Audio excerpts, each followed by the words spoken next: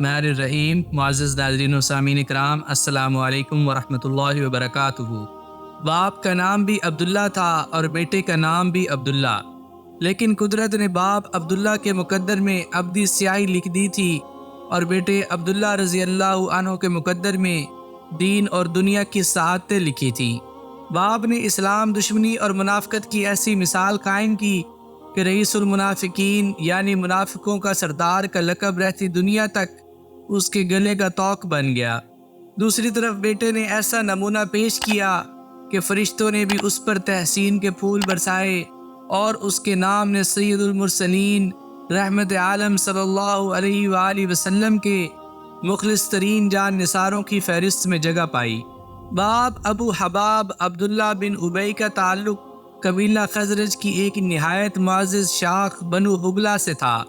سلسلہ نسب یہ ہے: عبداللہ بن ابی بن ابی حارث بن عبید بن مالک بن سالم بن غنم بن عوف بن خزرج۔ اس خاندان کے مورث اعلیٰ سالم بن غنم کی بہت بڑی توان تھی، اس لیے وہ حبلہ کے لقب سے مشہور ہو گیا تھا اور اسی بنا پر اس کی اولاد کو بنو حبلہ کہا جاتا تھا۔ اسی طرح عبداللہ بن ابی اپنی دادی سلول کے نام کی نسبت سے عبداللہ بن ابی بن سلول کے نام سے مشہور تھا۔ سلول بنو خزاعہ کی ایک عورت تھی جس سے ابن ابی کے دادا نے شادی کی تھی۔ ابو حباب عبداللہ بن ابی یثرب کے سرکردہ رؤساء میں شمار ہوتا تھا۔ وہ بڑے ڈیل ڈول کا ایک بلند و بالا، خوش رو اور چرب زبان آدمی تھا اور اہل یثرب میں بڑی عزت و احترام کی نظروں سے دیکھا جاتا تھا۔ رحمت عالم صلی اللہ علیہ وآلہ وسلم کے یثرب میں نزول اجلال فرمانے سے پہلے اوس و خزرج کے لوگ متفق ہو کر اس کو اپنا بادشاہ بنانے پر تیار ہو گئے تھے، حالانکہ دونوں قبیلے ایک دوسرے کے دشمن تھے۔ اسی بات پر عبداللہ بن ابی کے اثر و رسوخ کا اندازہ کیا جا سکتا ہے کہ ابن ابی کے خزرجی ہونے کے باوجود قبیلہ اوس کے لوگ بھی اس کی رعیت بننے پر بخوشی آمادہ ہو گئے تھے۔ دراصل آئے دن کی باہمی خانہ جنگیوں سے تنگ آئے ہوئے ان لوگوں نے ابن ابی کی بادشاہت پر متفق ہونے ہی میں اپنی عافیت دیکھی تھی، چنانچہ ان سب نے مل کر اس کے لیے ایک شاندار تاج بنوایا اور اس کو تخت نشین کرنے کی تیاریاں کرنے لگے۔ اسی زمانے میں افق کے مکہ سے طلوع ہونے والے آفتاب اسلام کی کرنیں یثرب کے در و دیوار پر بھی پڑنے لگیں، یہاں تک کہ یثرب کے اہل ایمان کی دعوت پر سرور عالم صلی اللہ علیہ وآلہ وسلم ان کے یہاں تشریف لے آئے اور یہ شہر مدینۃ النبی صلی اللہ علیہ وآلہ وسلم بن گیا۔ حضور صلی اللہ علیہ وآلہ وسلم کی تشریف آوری سے عبداللہ بن ابی کو بادشاہ بنانے کا منصوبہ برباد ہو گیا اور مدینہ منورہ کے در و دیوار انوار رسالت سے جگمگانے لگے۔ ابن ابی نے اوس و خزرج کے اہل ایمان کے دباؤ سے مجبور ہو کر بظاہر اسلام قبول کر لیا، لیکن بادشاہ سے محرومی کا صدمہ اس کے دل سے کبھی نہ گیا اور وہ زندگی بھر اہل حق سے خار کھاتا رہا۔ ابن حشام کا بیان ہے کہ اس شخص کی ظاہری حالت یہ تھی کہ جمعہ کے دن حضور صلی اللہ علیہ وآلہ وسلم خطبہ ارشاد فرمانے لگتے تو وہ اٹھ کر لوگوں سے یوں خطاب کیا کرتا: لوگو، یہ اللہ کے رسول تمہارے درمیان تشریف فرما ہے، ان کی ذات سے اللہ نے تمہیں عزت اور بزرگی دی ہے، اس لیے تم ان کی تائید کرو اور جو کچھ آپ فرماتے ہیں اسے غور سے سنو اور ان کی اطاعت کرو۔ لیکن در پردہ اس شخص کو جب بھی موقع ملتا وہ دین حق اور آپ صلی اللہ علیہ وآلہ وسلم کو تکلیف پہنچانے میں کوئی شرم محسوس نہ کرتا۔ غزوہ احد میں اس نے مسلمانوں کی پشت میں یوں خنجر گھونپا کہ اپنے 300 ساتھیوں کو لے کر میدان جنگ سے ہٹ گیا۔ حضور صلی اللہ علیہ وآلہ وسلم نے یہود بنو قینقاع کو جلا وطن کرنا چاہا تو اس نے ان یہود کی پرزور حمایت کی۔ غزوہ بنو نذیر میں اس نے یہودیوں کے ساتھ ساز باز کی، غرض اس کی منافقت ہر موقع پر نئے نئے رنگ دکھاتی رہتی۔ اسی بنا پر اس نے رئیس المنافقین کے لقب سے شہرت پائی۔ اسی رئیس المنافقین کے گھر وہ فرزند سعید پیدا ہوا جس کی عظمت کردار نے آسمان کی بلندیوں کو چھو لیا۔ ابن ابی نے بیٹے کا نام اپنے نام پر عبداللہ رکھا اور بڑے ناز و نام سے اس کی پرورش کی۔ وہ خود پڑھا لکھا آدمی تھا، اس لیے بیٹے کو بھی دولت علم سے محروم نہ رکھا، اسے پڑھنا لکھنا بھی سکھا دیا اور فنون سپہ گری میں بھی طاق کر دیا۔ حضرت عبداللہ رضی اللہ عنہ نے ہوش کی آنکھیں کھولی تو ریاست و دولت کو اپنے گھر کی لونڈی پایا۔ باپ کی عزت، اثر و رسوخ اور ہر دل عزیزی کا یہ عالم تھا کہ خزرج اور اوس دونوں قبیلوں کے لوگ اس کو اپنا بزرگ مانتے تھے، یہاں تک کہ یہود مدینہ بھی اس کا احترام کرتے تھے۔ یہ سارے عوامل عبداللہ رضی اللہ عنہ کو ایک بگڑا ہوا رئیس زادہ بنانے کے لیے کافی تھے، لیکن قدرت نے انہیں فطرت سعید سے نوازا تھا۔ شروع ہی سے نہایت زیرک اور بردبار تھے۔ ہجرت نبوی سے 2-3 سال پہلے مدینہ میں اسلام کا چرچا پھیلا اور خزرج و اوس دونوں قبیلوں کی سعادت مند روحیں آہستہ آہستہ دولت ایمان سے بہرور ہونے لگی، تو حضرت عبداللہ رضی اللہ عنہ تک بھی اسلام کا پیغام پہنچ گیا۔ ان کا باپ تو مدینہ کی بادشاہت کے خواب دیکھنے میں مست تھا، لیکن نوجوان عبداللہ رضی اللہ عنہ کے دل و دماغ نے گواہی دی کہ مکہ کے در یتیم صلی اللہ علیہ وآلہ وسلم نے جو پیغام حق سنایا ہے وہ سچا ہے، اور اسی کی قبول کرنے میں دین اور دنیا کی کامیابی ہے۔ چنانچہ انہوں نے بلا تعمل اس پیغام پر لبیک کہا اور انصار کے سابقین اولین کی صف میں داخل ہو گئے۔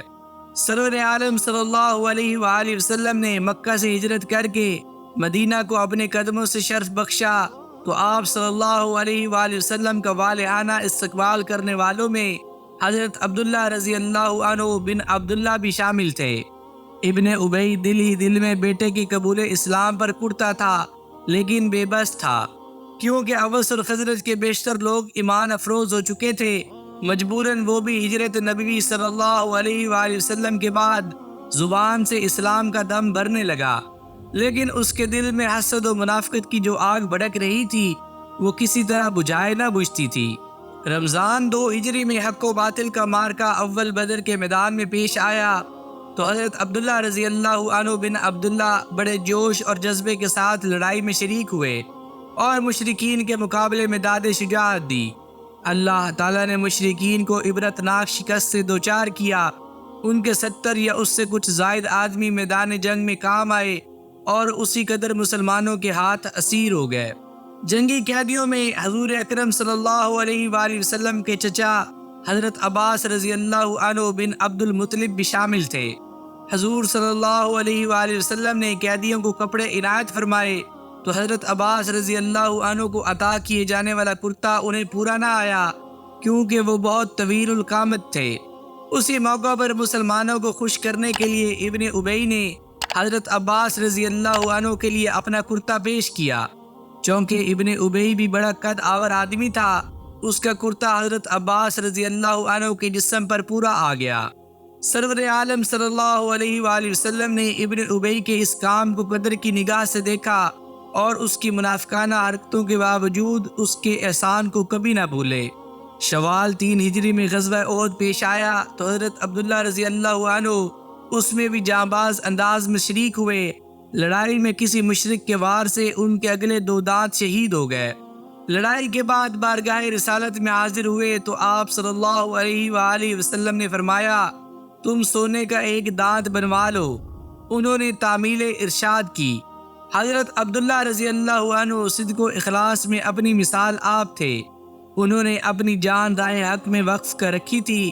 احد کے بعد دوسرے غزوات میں بھی وہ آپ صلی اللہ علیہ وآلہ وسلم کے ساتھ شریک رہے اور ہر مارکے میں سر بکف ہو کر لڑے۔ غزوہ بنی المستلق شعبان 6 ہجری کے موقع پر حضرت عبداللہ رضی اللہ عنہ بن عبداللہ نے ایسے جوش ایمان اور صدق و اخلاص کا مظاہرہ کیا کہ وہ شہرت عام اور بقائے دوام کے دربار میں نہایت بلند مقام پر فائز ہو گئے۔ مورخین نے یہ واقعہ بڑی تفصیل کے ساتھ قلم بند کیا ہے۔ اس کا خلاصہ یہ ہے، غزوہ احزاب جو 5 ہجری میں پیش آیا کہ چند ماہ بعد سرور عالم صلی اللہ علیہ وآلہ وسلم کو اطلاع ملی کہ بنو مستلق نے بغاوت پر کمر باندھی ہے اور مدینہ منورہ پر دھاوا بولنے کی تیاری کر رہے ہیں۔ حضور صلی اللہ علیہ وآلہ وسلم شعبان 6 ہجری کے آغاز میں صحابہ رضی اللہ عنہم کی ایک معقول جمعیت کے ہمراہ ان لوگوں کی سرکوبی کے لیے مدینہ منورہ سے روانہ ہوئے اور بنو مستلق کے علاقے میں پہنچ کر مریسی نامی ایک کنویں یا چشمے پر پڑاؤ ڈالا۔ حضور صلی اللہ علیہ وآلہ وسلم نے بنو مستلق کو دعوت اسلام دی اور شر انگیزی سے باز رہنے کی تلقین فرمائی، لیکن ان پر کچھ اثر نہ ہوا اور انہوں نے اپنی طاقت کے زوم میں خواہ مخواہ مسلمانوں سے لڑائی چھیڑ دی۔ مسلمانوں نے تو اپنی جانیں راہ خدا میں بیچ رکھی تھی اور پھر خود سرور کائنات صلی اللہ علیہ وآلہ وسلم ان کے درمیان موجود تھے۔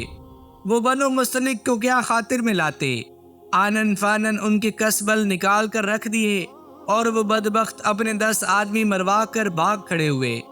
بنو مستلق کی شکست کے بعد حضور صلی اللہ علیہ وآلہ وسلم چند دن اس جگہ سے متصل بستی میں چند روز کے لیے ٹھہر گئے۔ وہاں کے اثناء قیام میں ایک دن پانی کی تقسیم پر 2 صاحبوں میں تلخ کلامی ہو گئی۔ ان میں سے ایک مہاجر تھے اور ایک انصاری۔ ابن حشام رحمۃ اللہ علیہ کی روایت کے مطابق مہاجر کا نام جہجہ رضی اللہ عنہ بن مسعود غفاری تھا اور وہ حضرت عمر فاروق رضی اللہ عنہ کے ملازم تھے اور ان کا گھوڑا سنبھالا کرتے تھے۔ دوسرے صاحب کا نام سنان رضی اللہ عنہ تھا۔ وہ خزرج کی ایک شاخ کے حلیف تھے، اس لیے انصار میں داخل تھے۔ دونوں میں جھگڑا اتنا بڑا کہ ہاتھا پائی تک نوبت پہنچ گئی۔ اس کشمکش میں حضرت جہجہ رضی اللہ عنہ نے حضرت سنان رضی اللہ عنہ کی ایک لات رسید کر دی۔ انصار کے نزدیک کسی سے لات کی ضرب کھانا سخت ننگ کی بات تھی، چنانچہ سنان رضی اللہ عنہ نے اپنی مدد کے لیے انصار کو پکارنا شروع کر دیا۔ جہجہ رضی اللہ عنہ نے اپنے آپ کو خطرے میں دیکھا تو انہوں نے مہاجرین کو آواز دی کہ میری مدد کے لیے پہنچو، انصار مجھے مارے ڈالتے ہیں۔ ابن ابی بھی اس موقع پر موجود تھا۔ اس کو مسلمانوں کو آپس میں لڑانے کا نادر موقع ہاتھ آیا۔ اس نے انصار کو سخت اشتعال دلایا اور سنان رضی اللہ عنہ کی مدد کے لیے ابھارا۔ دوسری طرف سے کچھ مہاجرین بھی تلواریں سونت کر نکل آئے۔ قریب تھا کہ مہاجرین اور انصار آپس میں لڑ پڑتے۔ سرور عالم صلی اللہ علیہ وآلہ وسلم کے سمع مبارک تک ان اصحاب کے شور و غل کی آواز پہنچ گئی۔ آپ صلی اللہ علیہ وآلہ وسلم فوراً اپنے خیمہ مبارک سے باہر تشریف لائے۔ لوگ آپ صلی اللہ علیہ وآلہ وسلم کو دیکھ کر چھٹک گئے۔ آپ صلی اللہ علیہ وآلہ وسلم نے ان سے مخاطب ہو کر فرمایا، یہ جاہلیت کی دعائی کیسی؟ تم لوگوں کا جاہلیت کی اس دعائی سے کیا واسطہ؟ اسے چھوڑو، یہ بہت گندی چیز ہے۔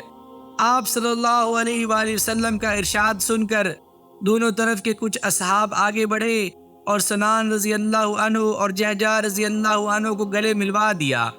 اس طرح معاملہ رفع دفع ہو گیا، لیکن ابن ابی اور اس کے ساتھی منافقین کو اس معاملے کا اس طرح دب جانا پسند نہ آیا۔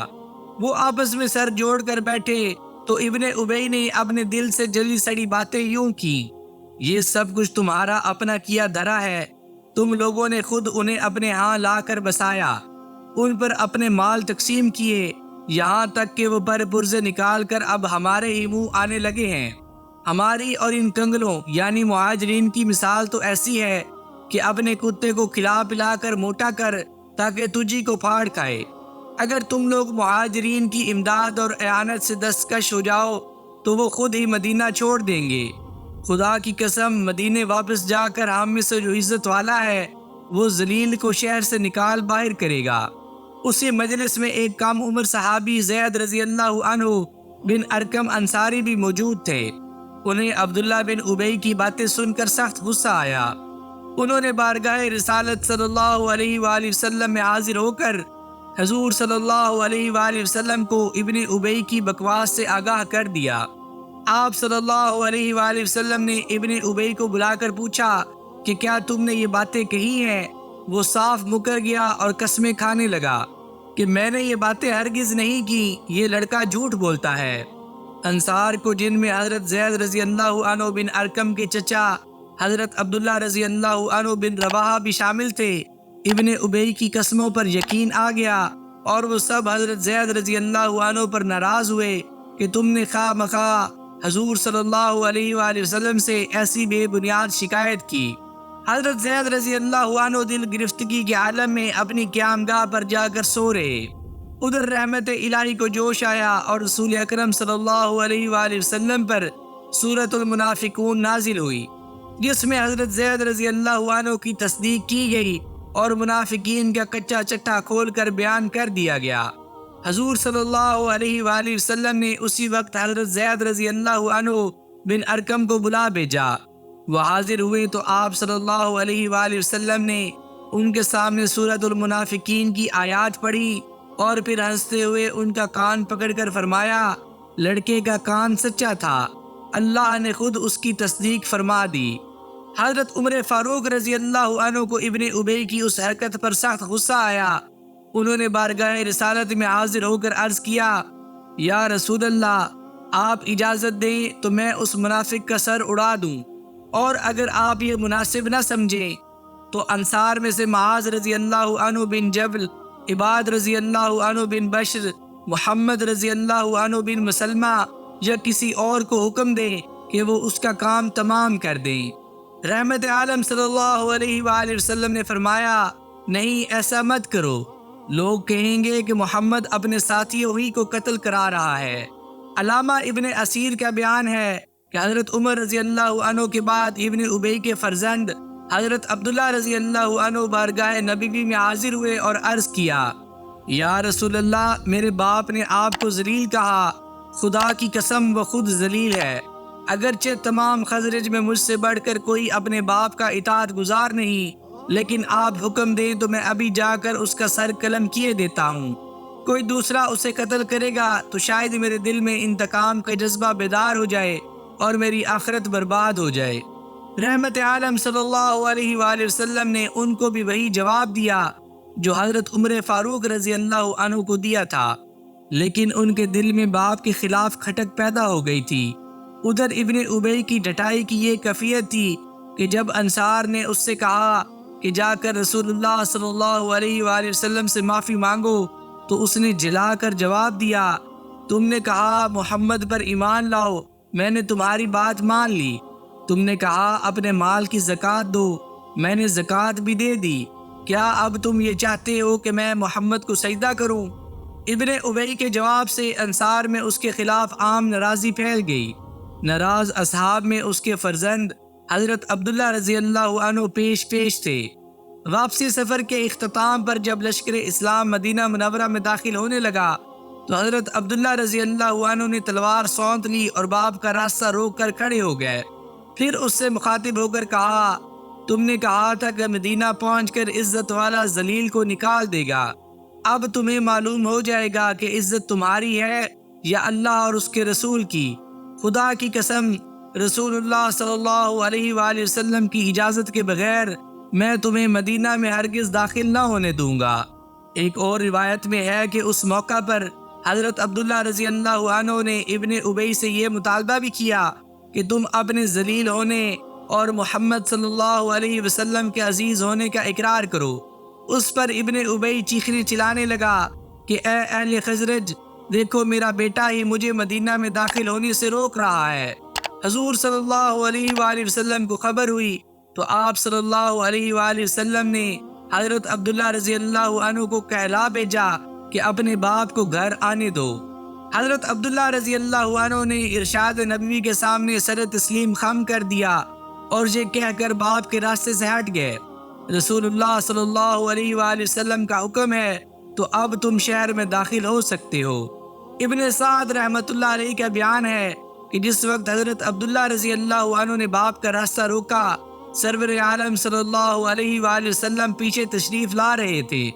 آپ صلی اللہ علیہ وآلہ وسلم نے باپ بیٹے کی گفتگو سنی تو حضرت عبداللہ رضی اللہ عنہ سے مخاطب ہو کر فرمایا، ان کو چھوڑ دو، خدا کی قسم جب تک یہ ہمارے درمیان موجود ہیں ہم ان سے اچھا سلوک کریں گے۔ بعض روایتوں میں ہے کہ یہ واقعہ غزوہ تبوک کے موقع پر پیش آیا، لیکن جمہور اہل سیر و مغازی نے اسے غزوہ بنی المصطلق کا واقعہ بیان کیا ہے۔ سرور عالم صلی اللہ علیہ وآلہ وسلم غزوہ تبوک رجب 9 ہجری سے فارغ ہو کر مدینہ منورہ واپس تشریف لائے تو 2-3 ماہ بعد ابن ابی سخت بیمار ہو گیا۔ حضرت عبداللہ رضی اللہ عنہ نے باپ کے علاج معالجہ میں کوئی کسر اٹھا نہ رکھی، لیکن وہ 20 دن بیمار رہ کر ذی قعدہ 9 ہجری میں مر گیا۔ یہ رحمت عالم صلی اللہ علیہ وآلہ وسلم کی شان رحمت تھی یا کوئی اور حکمت کہ آپ صلی اللہ علیہ وآلہ وسلم نے اس موقع پر ابن ابی سے کمال درجے کی ملاطفت کا برتاؤ فرمایا، حضرت عبداللہ رضی اللہ عنہ کی دل جوئی فرمائی اور ابن ابی کو کفنانے کے لیے اپنا کرتا عنایت فرمایا۔ ایک روایت میں ہے کہ خود حضرت عبداللہ رضی اللہ عنہ نے اس کے لیے درخواست کی تھی۔ اس وقت حضور صلی اللہ علیہ وآلہ وسلم کے زیب تن 2 کرتے تھے۔ حضرت عبداللہ رضی اللہ عنہ نے نیچے کے کرتے کا سوال کیا کیونکہ اس میں حضور صلی اللہ علیہ وآلہ وسلم کا پسینہ جذب ہوتا تھا۔ آپ صلی اللہ علیہ وآلہ وسلم نے ان کی درخواست قبول فرمائی اور کرتا عنایت کرتے ہوئے فرمایا کہ جب جنازہ تیار ہو تو مجھے اطلاع دینا، میں خود نماز جنازہ پڑھاؤں گا۔ ایک روایت میں ہے کہ اپنا کرتا عطا کرنے سے حضور صلی اللہ علیہ وآلہ وسلم کو جہاں حضرت عبداللہ رضی اللہ عنہ کی دلجوئی مقصود تھی، وہاں اس احسان کا بدلہ اتارنا بھی آپ صلی اللہ علیہ وآلہ وسلم کے پیش نظر تھا، جو ابن ابی نے غزوہ بدر کے بعد اپنا کرتا آپ صلی اللہ علیہ وآلہ وسلم کے چچا حضرت عباس رضی اللہ عنہ کو دے کر کیا تھا۔ جنازہ تیار ہوا اور قبرستان میں پہنچایا گیا تو حضور صلی اللہ علیہ وآلہ وسلم تشریف لائے۔ آپ صلی اللہ علیہ وآلہ وسلم نے ابن ابی کی میت کو اپنے گھٹنوں پر رکھ کر اپنا کرتا پہنایا اور اپنا لعاب دین اس کے منہ پر ملا۔ اس کے بعد نماز جنازہ کے لیے کھڑے ہوئے۔ اس موقع پر حضرت عمر فاروق رضی اللہ عنہ نے عرض کیا، یا رسول اللہ، آپ اس شخص کی نماز جنازہ پڑھیں گے جس کے بارے میں آپ نے فلاں دن یہ ارشاد فرمایا تھا۔ ایک اور روایت میں حضرت عمر رضی اللہ عنہ سے یہ الفاظ منسوب ہیں، یا رسول اللہ، یہ وہی خبیث ہے جس نے فلاں فلاں وقت ایسی ایسی منافقانہ حرکت کی تھی اور جو ہمیشہ کفر و نفاق کا علم بردار رہا۔ کیا اللہ نے یہ نہیں فرمایا کہ تو ان کے لیے بخشش مانگ یا نہ مانگ؟ اگر ان کے لیے 70 بار بخشش مانگے تو بھی ان کو اللہ ہرگز نہ بخشے گا۔ سورہ توبہ۔ حضور صلی اللہ علیہ وآلہ وسلم نے مسکرا کر فرمایا، جاؤ اپنی جگہ پر کھڑے رہو۔ جب انہوں نے اپنی بات کا اعادہ کیا تو آپ صلی اللہ علیہ وآلہ وسلم نے فرمایا، اے عمر، مجھ کو استغفار سے منع نہیں کیا گیا، بلکہ اختیار دیا گیا ہے کہ استغفار کروں یا نہ کروں، یہ اللہ کا کام ہے کہ ان کو معاف نہ کرے۔ اگر 70 مرتبہ سے بھی زیادہ استغفار کرنے سے اس کی مغفرت ہو سکتی تو میں 70 مرتبہ سے زیادہ استغفار کرتا۔ حضور صلی اللہ علیہ وآلہ وسلم نماز جنازہ پڑھ چکے تو بارگاہ خداوندی سے یہ حکم نازل ہوا، بسم اللہ الرحمن الرحیم، ولا تصلی علی احد منہم مات ابدا ولا تقم علی قبرہ۔ سورہ توبہ آیت نمبر 84۔ اور نماز نہ پڑھ ان میں سے کسی پر جو مر جائے کبھی، اور نہ کھڑا ہو اس کی قبر پر۔ اس کے بعد آپ صلی اللہ علیہ وآلہ وسلم نے نہ کبھی کسی منافق کی نماز پڑھی اور نہ اس کی قبر پر گئے۔ 11 ہجری میں سرور عالم صلی اللہ علیہ وآلہ وسلم نے وصال فرمایا اور حضرت ابو بکر صدیق رضی اللہ عنہ کو خلافت ملی تو دفعتاً سارے عرب میں فتنہ ارتداد کے شعلے بھڑک اٹھے۔ اس موقع پر صدیق اکبر رضی اللہ عنہ نے بے مثال قوت ایمانی اور استقامت کا مظاہرہ کیا اور مرتدین کا ڈٹ کر مقابلہ کیا۔ اس سلسلے میں انہوں نے مرتدین کی سرکوبی کے لیے 11 لشکر مرتب کیے جنہیں مختلف اطراف و جوانب میں بھیجا۔ ان میں سے ایک لشکر حضرت خالد رضی اللہ عنہ بن ولید کی سرکردگی میں مسلمہ کذاب کی سرکوبی کے لیے روانہ ہوا۔ حضرت عبداللہ رضی اللہ عنہ اسی لڑائی میں داد شجاعت دیتے ہوئے رتبہ شہادت پر فائز ہو گئے۔ ام المومنین حضرت عائشہ صدیقہ رضی اللہ عنہا نے ان سے حدیث روایت کی ہے، حضرت عبداللہ رضی اللہ عنہ کو کئی بار کتابت وحی کا شرف بھی حاصل ہوا۔ واللہ عالم۔ معزز ناظرین و سامعین کرام، میں امید کرتا ہوں کہ آج کی اس ویڈیو سے آپ کے علم میں حضرت عبداللہ رضی اللہ عنہ بن عبداللہ کے بارے میں جان کر ضرور اضافہ ہوا ہوگا۔ اگر آپ کو سیرت صحابہ کی اردو سیریز میں پیش کی جانے والی ویڈیوز پسند آ رہی ہوں تو اس چینل کو لائک، شیئر اور سبسکرائب ضرور کر دیجیے گا اور ساتھ دیے گئے بیل کے آئیکن کو بھی دبا دیجیے تاکہ آگے آنے والی مزید دلچسپ ویڈیوز آپ تک پہنچتی رہیں۔ مجھے اپنی دعاؤں میں یاد رکھیے گا۔ جزاک اللہ۔